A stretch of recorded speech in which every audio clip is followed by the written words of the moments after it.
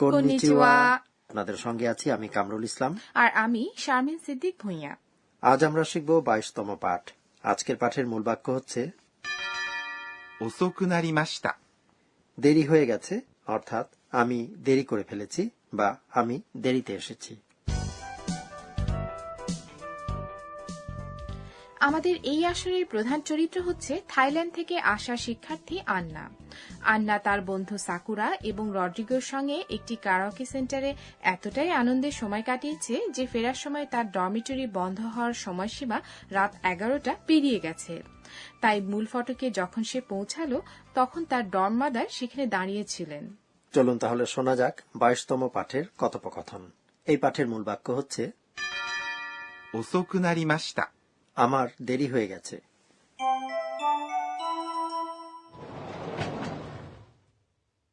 お母さん、ごめんなさい。遅くなりました。アンナさん、10分も遅刻です。約束を破ってはいけません。すみません。気をつけます。 এবার এসব কথাবার্তা ব্যাখ্যা করা যাক। আন্না দেরি করে ফিরেছে বলে ডর্ম মাদারের কাছে ক্ষমা চাইল। お母さん、ごめんなさい。 ম্যাডাম, আমি দুঃখিত। お母さん、 কথাটির আক্ষরিক অর্থ মা। আন্নাদের ডরমিটরির তত্ত্বাবধায়ককে শিক্ষার্থীরা এভাবে ওকাসান বলে সম্বোধন করে থাকে। ごめんなさい。 মানে আমি দুঃখিত। 遅くなりました。 দেরি হয়ে গেছে, অর্থাৎ আমি দেরিতে এসেছি। এটাই আজকের মূল বাক্য। 遅く কথাটি একটি ক্রিয়া বিশেষণ বা অ্যাডভার্ব। এটি গঠিত হয়েছে যে বিশেষণ থেকে, তা হল 遅い অর্থাৎ মন্থর বা ধীর গতিসম্পন্ন, বিলম্বিত ইত্যাদি। এই বিশেষণটির মতো ই বিশেষণ অর্থাৎ ই সিলেবলটি দিয়ে শেষ হয় যেসব বিশেষণ, সেগুলোর ই বাদ দিয়ে কু যুক্ত করলে অ্যাডভার্ব বা ক্রিয়া বিশেষণ পাওয়া যায়। なりました。 মানে হয়েছে। এটি なります。 বা হওয়া ক্রিয়ার অতিথ্রূপ। এই ক্রিয়াটি দিয়ে অবস্থার পরিবর্তন বোঝানো যায়। ডর্ম মাদার আন্নাকে সতর্ক করে দিয়ে বললেন, アンナさん、10分も遅刻です。 আন্নাসান, আপনি 10 মিনিটও অতিক্রম করে ফেলেছেন। アンナさん、 এর মাধ্যমে আন্নাকে সম্বোধন করা হচ্ছে। 10分、 মানে 10 মিনিট। এতে আছে একটি সংখ্যা 10 মানে 10 এবং 分、 মিনিট। 10 মিনিটকে অন্যভাবে বলা যায় 10分 এরপর も এটি জোর দিয়ে বলার পার্টিকেল। 遅刻 অর্থ হল নির্দিষ্ট সময়ের চেয়ে দেরি করা। মৌ কথাটি আমরা 17তম পাঠে শিখেছি। সেখানে এর অর্থ ছিল ও বা এছাড়াও। তাহলে এটি জোর দিতেও ব্যবহার করা হয়, তাই তো? হ্যাঁ, বুঝতে পেরেছি। এবার আমাদের মিনিট গণনার উপায় বলুন না। ব্যাপারটা বেশ জটিল। কোথাও বলতে হয় ফুন তো কোথাও আবার পুন। ঠিকই বলেছেন। তাহলে চলুন এবার শেখা যাক 1 মিনিট থেকে 10 মিনিট পর্যন্ত বলার নিয়ম। শুনে শুনে আপনারাও বলার চেষ্টা করুন। 1 minute, 1分、 2 minute, 2分、 3 minute, 3分、 4 minute, 4分、 5 minute, 5分、 6 minute, 6分、 7 minute, 7分、 8 minute, 8分、 9 minute, 9分、 10 minute. 10分。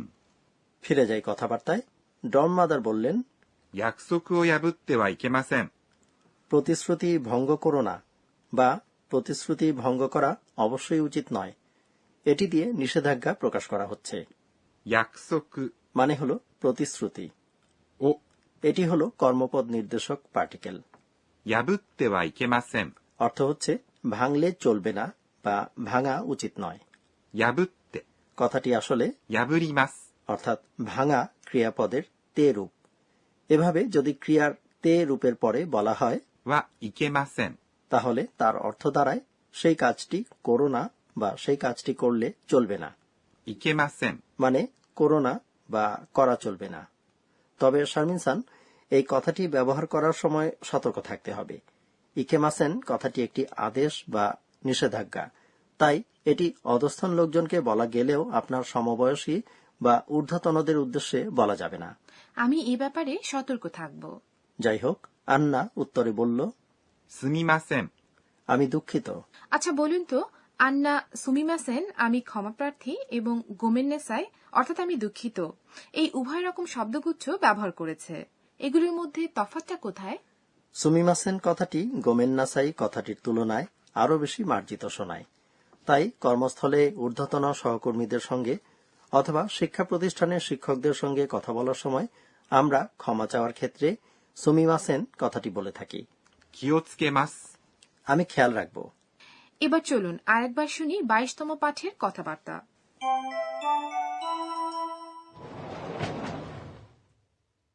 お母さん、ごめんなさい。遅くなりました。アンナさん、10分も遅刻です。約束を破ってはいけません。すみません。気をつけます。 এবারে টিচার আমাদের বুঝিয়ে দিন পর্ব। জাপানি ভাষা শেখার এই আসরের তত্ত্বাবধায়ক অধ্যাপক আকানে তোকুনাগা আজকের শিক্ষণীয় বিষয়টি নিয়ে আলোচনা করবেন এই পর্বে।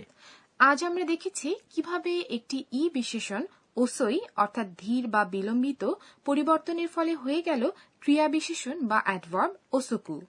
অনুগ্রহ করে এ সম্পর্কে বিস্তারিত বলবেন। চলুন টিচারের কাছ থেকে জেনে নেওয়া যাক।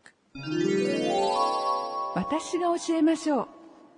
টিচার বললেন, জাপানি বিশেষণগুলোকে পরিবর্তন করে ক্রিয়া বিশেষণ বা অ্যাডভার্ব বানানো যায়।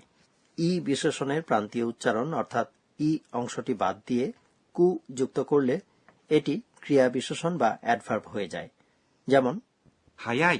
অর্থাৎ দ্রুত বা আগে, আশু ইত্যাদি।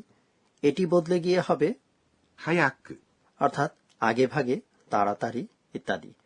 যদি হায়াকু কথাটির সঙ্গে যুক্ত করা হয় なりました。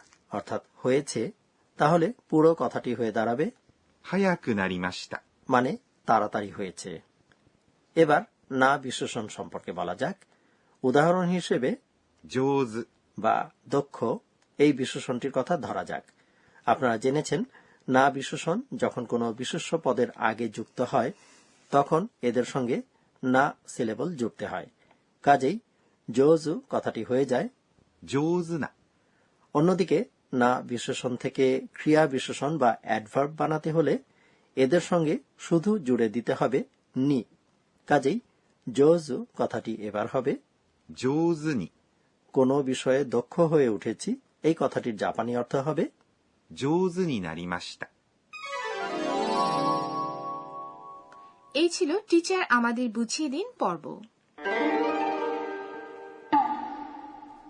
এবার ধন্যাত্মক শব্দ নিয়ে পড়ব। ধন্যাত্মক শব্দ হলো এমন শব্দ যা নির্দিষ্ট কোনো ডাক, কণ্ঠস্বর অথবা আচরণভঙ্গি প্রকাশ করে। শারমিন সান এবার যে কথাটি শুনবেন সেটি দিয়ে একটি আবেগ প্রকাশ পায়। カンカン。 এটি কি ভালোবাসার সঙ্গে সম্পর্কযুক্ত কোনো বিষয়? না, এই কথাটি প্রচন্ড রাগান্বিত ও মারমুখী অবস্থা প্রকাশ করে। তাই নাকি? রাগান্বিত অবস্থা প্রকাশের আর কোনো শব্দ আছে কি? プンプン。 এইমাত্র শোনা শব্দটি অর্থাৎ プンプン。 রেগে গম্ভীর থাকা অবস্থা প্রকাশ করে। এছাড়াও আরেকটি শব্দ হল ガミガミ。 গামি গামি, শুনে কিছুটা অনুমান করতে পারছি। এটি দিয়ে ঝগড়া বা তর্ক করার পরিস্থিতি বোঝায়। তাহলে আজ শেখা হলো রাগান্বিত অবস্থার বিভিন্ন অভিব্যক্তি। カンカン。プンプン。ガミガミ。 ভাষা শেখার আসর শেষ করার আগে সময় হলো আন্নার স্বগতোক্তি শোনার। আজকের ঘটনাগুলোর দিকে ফিরে তাকিয়ে আন্না নিজে নিজে বলছে, 今日は আমি আমার ডরমাদেরকে বেশ দুশ্চিন্তায় ফেলে দিয়েছিলাম। এবার আমি শিখেছি যে আমার কখনো দেরি হওয়ার সম্ভাবনা থাকলে তা অন্যদেরকে আগেভাগেই জানিয়ে দেওয়া উচিত। তো বন্ধুরা, কেমন লাগলো আজকের পাঠ? আশা করি ভালো লেগেছে। এই পাঠের মূল বাক্য ছিল 遅くなりました。 আমার দেরি হয়ে গেছে। আগামী আসরে আমরা আন্নার কলেজ জীবন সম্পর্কে জানব। শ্রোতা বন্ধু, আপনারাও সঙ্গে থাকবেন আশা করি। তাহলে আবার দেখা হবে। মাতা মাতা ও ও আইশিমাশো। আইশিমাশো।